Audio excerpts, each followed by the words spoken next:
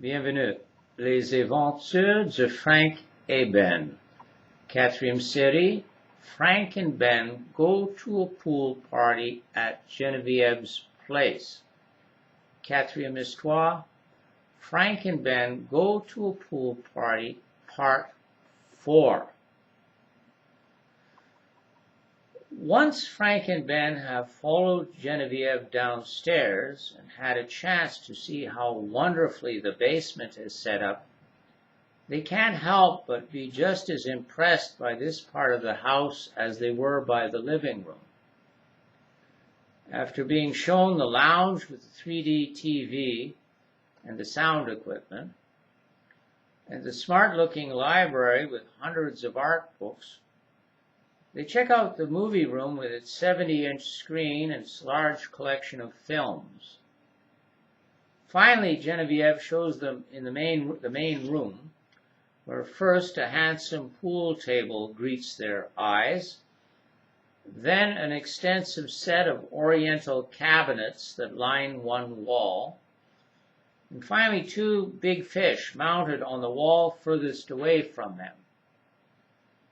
Underneath these large fish is an immensely long aquarium full of tropical fish of all shapes and sizes. "Wow!" exclaims Frank. "Have you always lived in such luxurious surroundings?" "No, not so long ago we were dirt poor, but then we struck oil on our property and it changed our lives overnight." She says this with such a straight face that the boys at first don't know whether to believe her or not. "Actually, I've always lived in quite comfortable surroundings, but certainly not as luxurious as these." "You say you became rich overnight?" Ben asks her. "Well, almost. My father succeeded in changing a very modest art gallery into an international business in about the same time it took me to get from high school to university." "Wow!" exclaims Ben. "How did he do it?" "Oh, it's too complicated to go into now. Let's just say he combines being a great connoisseur of works of art with being a very patient and astute businessman." "How long have you lived in this house?" Frank then asks her. "About 2 years, but don't think it's always been like this. Before coming here, my life was spent in very unexceptional surroundings." After saying this, she turns around, and lifting her expensive-looking tennis racket towards the wall furthest away from them, where there is the aquarium that runs nearly the whole length of it, points to the 2 mounted fish. The big one on the left is a blue marlin, and the smaller one is a sailfish. The marlin weighed about 250 pounds when it was caught, and the sailfish about 150. It took an hour or better to reel each of them in. My father had the most trouble because he was the one who hooked the marlin. It put up such a fight, his arms and back were sore a week later. Frank and Ben move closer to inspect the fish. Then Ben runs his fingers along the bill of the marlin and exclaims, "Boy, what a nose this guy's got. Imagine hooking a fish like this in Lac de Plaisir." Then turning to Genevieve, he asks, "Were you with your dad when these fish were caught?" "I should hope so," she answers. "It was a 5-hour trip out in the open sea. It was wonderful." "Did you get to do some fishing yourself?" Frank then asks her. "No, but it was me who took all the videos, including the one of these 2 fish being reeled in and finally pulled right onto the deck." "Wow," says Ben. "That's awesome," says Frank.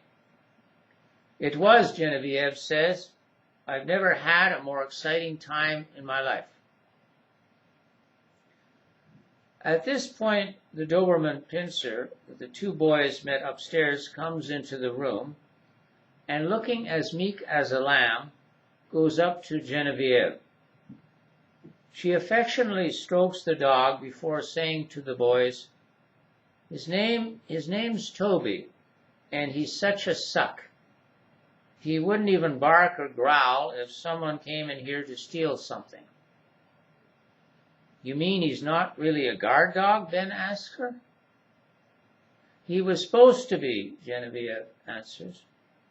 "But now it's not so important whether he is or not. And since he's managed to worm his way into all our hearts, we could hardly part with him now." "Tell me," Frank says to Genevieve all of a sudden, "do you happen to need a landscaper or gardener to do work around your property?" "A landscaper? A gardener?" Genevieve exclaims. "Whatever put that idea into your head?" "Well, it's just that you have such a large yard in front with hedges and flowers and so much grass to cut." After looking at him curiously, Genevieve says, "We don't need a landscaper or a gardener around here. What we need actually is someone to clean the pool once a week." "I'll take it," Frank says so quickly that it startles both Ben and Genevieve. "I mean, I'm looking for some other job besides the construction work I'll be doing this summer." "I thought you told me you would be working long hours on that job." "But my weekends will be free," Frank tells her. "I could drive here on Saturdays and do it without too much trouble." "What are you talking about?" Ben says, looking squarely at his friend. "That's not what we planned for the summer." "It wouldn't take too long to clean the pool, Ben," Frank says.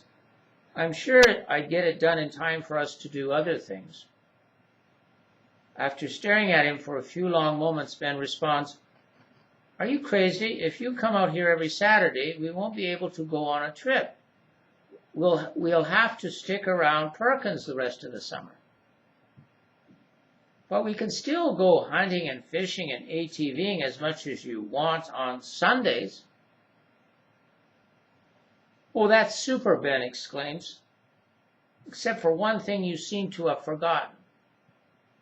What about our plans to go UFO hunting in the Wolf Point area?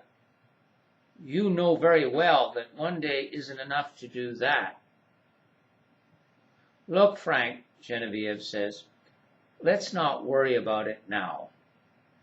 You're my guest today, and I don't want you to be thinking about anything except enjoying yourselves."